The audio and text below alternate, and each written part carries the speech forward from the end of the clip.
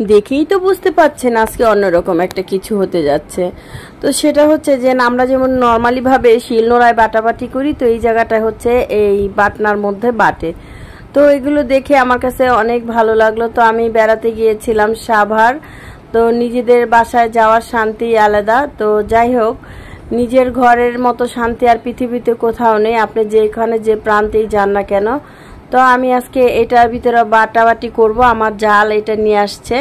আমাদের এখানে যা বলে হচ্ছে কি বলে এটাকে, যা বলে হচ্ছে দেবরের বউকে যা বলে, আপনাদের ওখানে কি কি বলে আমি জানি না। তো আমি ট্রাই করছিলাম একটু কাঁচামরিচ নিয়ে পিসার জন্য, ওর মতো করে ট্রাই করছিলাম। তো অবশেষে দেখা গেছে যে আমার অনেকটা টাইম লেগে যাচ্ছে, কাঁচামরিচটা পিসা কোনো রকম হয়েছে। যাই হোক, হাই, আপনাদের সাথে আমি এই বিষয়গুলো তুলে ধরতেছি, গ্রামের পরিবেশগুলো কেমন হয় গ্রামের বাড়িতে। তো আমার যা ওখানে বসে আছে, তো ওকে আমি বললাম যে এগুলো তুমি সব করবা, আমি শুধু ভাজাভাজিটা আমি করব। তাই এরপরে এই শাকগুলোকে কুচি কুচি করে কাটবো। আর চুলায় যা যা রান্না হচ্ছে, আমাদের এখানে হচ্ছে কি সিলিন্ডার গ্যাস, তো সিলিন্ডার গ্যাসে গরুর গোশত চড়িয়ে দিয়েছি, আলু দিয়ে রান্না হবে।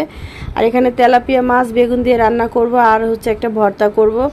তো যাই হোক, আমি আজকে সবাইকে একটু তেলাকুচা পাতার বড়া খাওয়াবো। এর জন্য এই মসুরির ডালগুলো আমার যাকে বললাম যে সুন্দর করে তুমি এগুলোকে বাটনার মধ্যে করে বেটে দাও। আমি আসলে ওভাবে করে পারছি না, তো একটু অল্প একটু সময় আমার যা বললো যে ভাবি একটু ট্রাই করেন। তো যাই হোক, আমি একটু ট্রাই করার চেষ্টা করলাম, তো পারছিলাম না, পরে ওকে দিয়ে করালাম। তা ও সুন্দর করে এটাকে ফিনিশ করে দিল।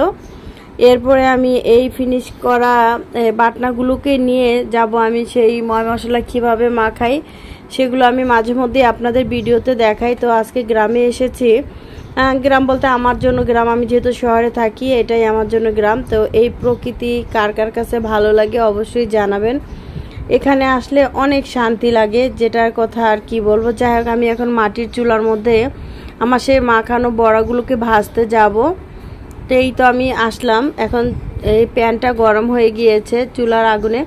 তো এখন আমি তেল দিয়ে দেব, তেল দেওয়ার পরে আমি এটাকে ভাজাভাজি করব। তো এখানে যেহেতু ভিডিও করার তেমন একটা কেউ নেই, তো নিজেরটা নিজেরই করতে হয়।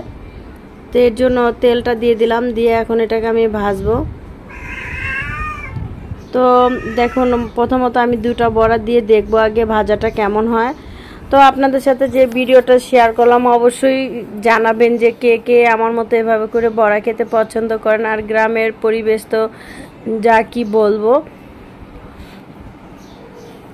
যারা আমার রেগুলার দর্শক আছেন তারা বুঝতে পারবেন যে আমি কি ধরনের লাইফ ডিল করি, কিভাবে খাওয়া দাওয়া করি। প্রচুর গরম পড়েছে ঈদের পর দিয়েই। তো আমার কাছে তো খুবই ভালো লাগছে, আমি এই বিষয়গুলো, এই গ্রামের পরিবেশ রান্নাবাড়াগুলো অনেক এনজয় করি। হয়তো বেশি একটা দিন এখানে থাকবো না, শহরে চলে আসবো গ্রামে।